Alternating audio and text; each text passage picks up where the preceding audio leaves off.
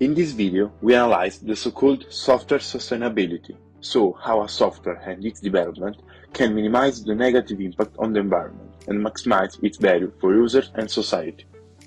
We start by discussing the current problems related to the sustainability of a software and what it is. Today, many products and features are delivered as a service with SaaS, PaaS, and IaaS.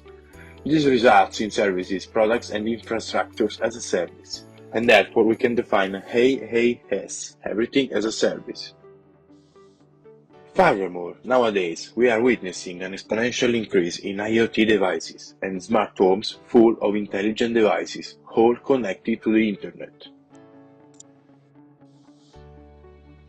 The growing use of devices connected to the internet and the provision of services through the network and the cloud has non-optimal consequences for the environment and for consumption. In fact, IaaS, as well as the use of IoT or intelligent devices and appliances, increases the use of cloud computing, thus also increasing the use of resources and expansion of data centers, both in size and number. In turn, this expansion of data centers leads to a significant increase in emissions, and therefore to a very negative impact on the environment and the planet.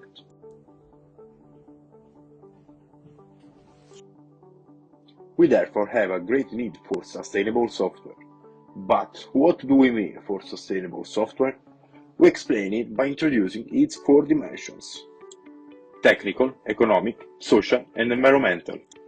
Sustainable software has the following characteristics: technical dimension, i.e., the system's ability to evolve and remain operational in the long term; economic dimension, creation and maintenance of value; social dimension, i.e., the continuity of the communities that use the services; environmental dimension, i.e., the reduction of impact on natural resources.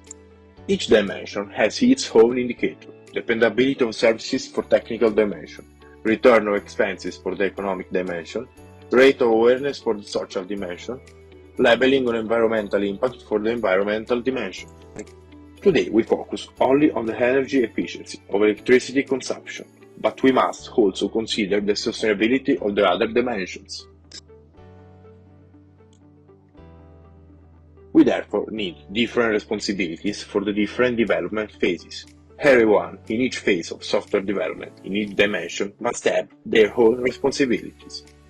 Therefore, a reference system with different stakeholders, owners, users, and designers can be proposed.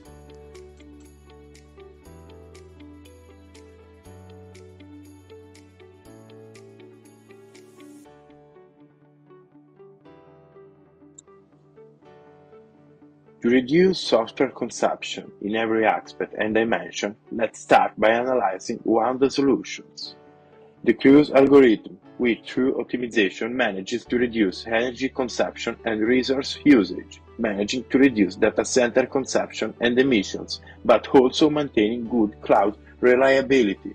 The 3 practices adopted by Cruise are clustering of heterogeneous workloads, resource assignment through an algorithm that balances energy consumption and reliability, models for energy management, reliability, capacity, temperature, and use of renewable energy. Cruise was tested using the CloudSim toolkit, and the results from the tests are: reduction of energy consumption by 20.1%, improvement of system reliability by 17.1%, and CPU usage by 50.7%. Let's now talk about SWIBOK, Software Engineering Body of Knowledge, a reference document published by IEEE that defines the fundamental knowledge of software engineering. SWIBOK defines different development phases, such as planning, designing, testing, and others. We want to adopt sustainable development in every phase of development. How we can do it? The Green Software Engineering Framework comes to our aid. This development framework tries to maintain a constant focus on emissions and sustainability In every phase, from requirements elicitation to software quality analysis. It includes, for example, design techniques that reduce energy consumption and test cases to analyze the energy consumption of the software, as well as sustainable strategies for releases and installations. One of the phases that we analyze specifically is the definition requirements. Engineers must adopt a model that includes specific questions that lead to the identification of sustainability impacts that in turn lead to the actual requirements. These requirements will be requirements that involve the adoption of practices designed to increase the sustainability of the software according to its size.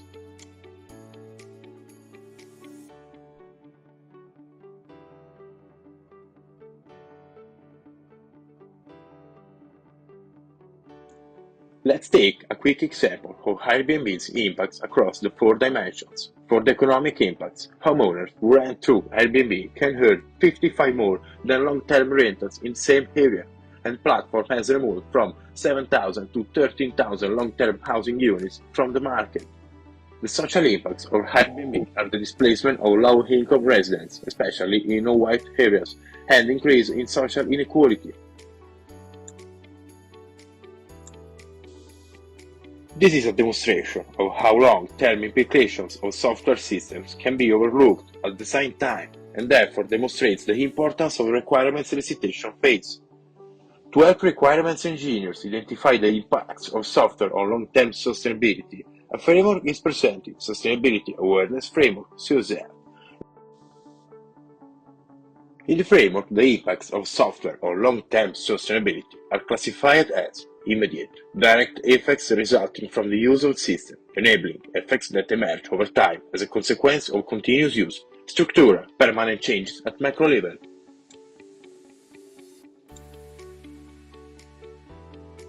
Returning to Airbnb, we can classify its impacts. The immediate impact allows the rental of properties in the short term. The enabling one allows the increase of income for the owners, and the structural one instead results in the reduction of the availability of long-term rentals. For each of the 4 dimensions in this user, there are specific sets of questions. This set of questions invite the interviewees to imagine a future and a long-term use of the software, to understand what effects and impacts it could have. The interviewers note the effects identified during the interview and visualize them in the Sustainability Awareness Diagram, SUSED. The SUSED has 4 dimensions already explained, plus the individual dimension, which concerns the health, privacy, and safety of stakeholders.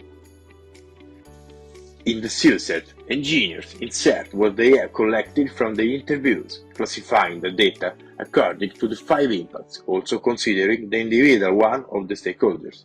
And from this data, they identify the trade-offs and try to improve the design of the system in order to make it more sustainable in the short and the long-term future.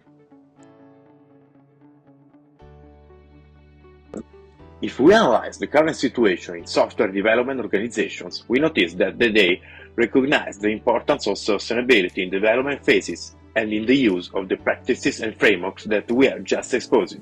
But they face challenges related to the lack of adequate skills and the difficulty of integrating sustainable practices into decision-making processes. It is therefore possible to suggest the adoption of a more specific training program for teams. Going into more detail, software development organization can adopt the following practices: internal training courses, workshops with environmental experts, collaborations with universities or external consulting firms.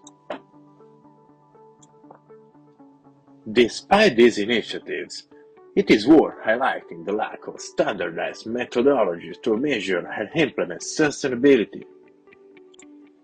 At this point, we want to demonstrate the relationship between software maintainability and its energy consumption, since maintainability also plays a fundamental role in software sustainability.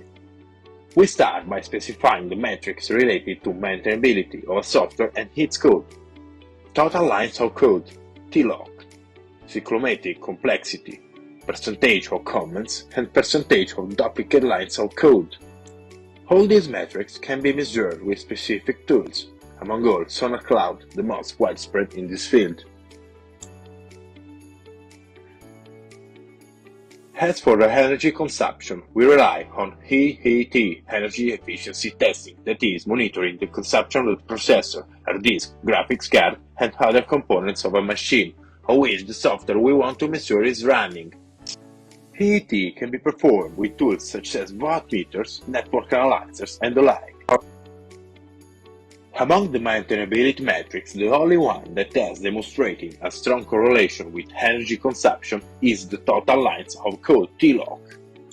Therefore, the more lines of code files, dependencies, and executables a software runs, the more power it consumes.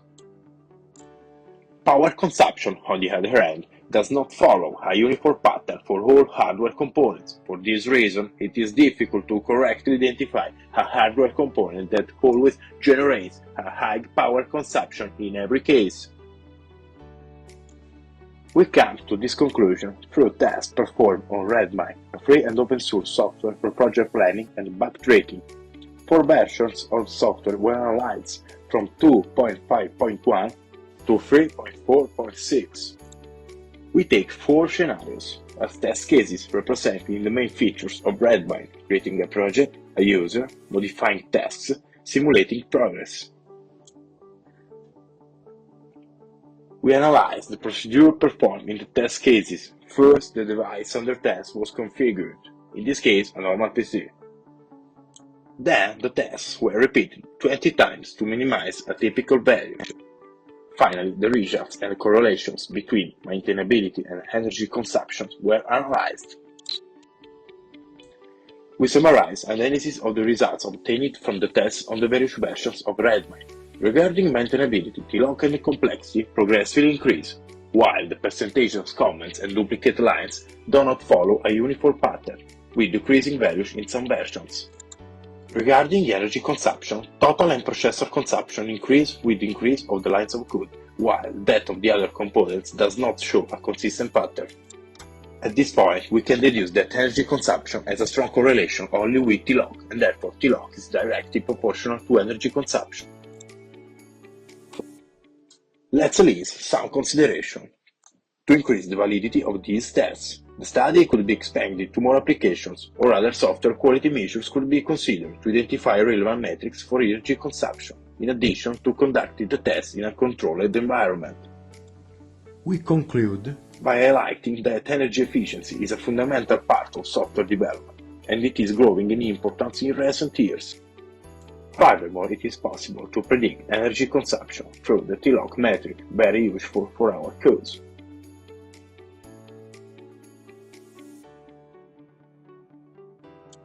Let's move on by presenting other sustainable practices in software development for each of its phases. For some phases, we summarize what has already been exposed. For phases that we have not discussed instead, we introduce new practices. For the requirements phase, we have already discussed and briefly summarized 2 practices. Consult experts to integrate requirements related to energy efficiency and use tools to model and validate these requirements. The recommendations for the design phase are instead: design modular systems suitable for specific optimizations and use simulation tools to predict energy consumption in each configuration.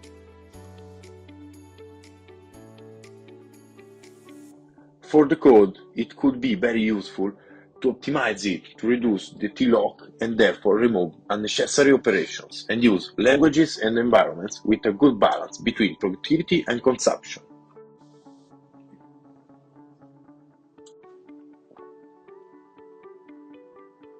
For testing, it is recommended to include specific test cases to monitor consumption and use tools that monitor it in every possible condition of use.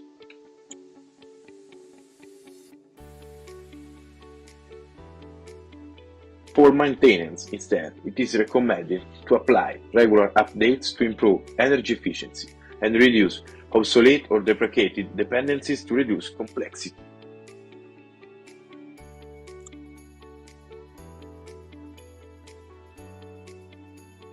The techniques that are adopted instead for configurations are monitoring the consumption of different configurations and automatism on version control. For development processes instead, we recommend adapting development methods such as Agile to include sustainable goals and train developer teams and non-developers on green practices. We conclude this video and advise on techniques to adopt with the software quality step. It would be appropriate to use metrics related to consumption and evaluate the software also on its environmental impact.